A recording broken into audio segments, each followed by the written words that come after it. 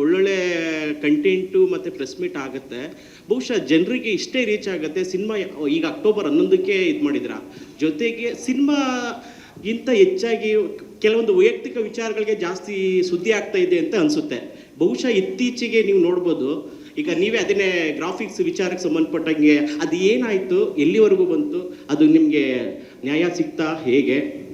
Sir, ಇವತ್ತು ಈ ವೇದಿಕೆಗೆ ಬಂದಿರೋದು ನಾವು ಈ ಇಂಟರ್ನ್ಯಾಷನಲ್ ಪ್ರೆಸ್ ಮೀಟ್ ಬಗ್ಗೆ ಮಾತಾಡೋಕ್ಕೆ, ಆಯಿತಾ? ಇದು ಹಿಂದೆನೇ ನಾನು ಭಾಳಷ್ಟು ಕಡೆ ಜನಕ್ಕೆ ಹೇಳಿದ್ದೀನಿ.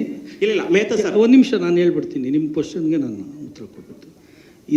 ಇದು ನಮ್ಮ ಸಿನಿಮಾದು ಗ್ರಾಫಿಕ್ಸ್ ಕೆಲಸದ ಮೇಲೆ ನಾನು FIR ಮಾಡಿಸಿದ್ದೆ.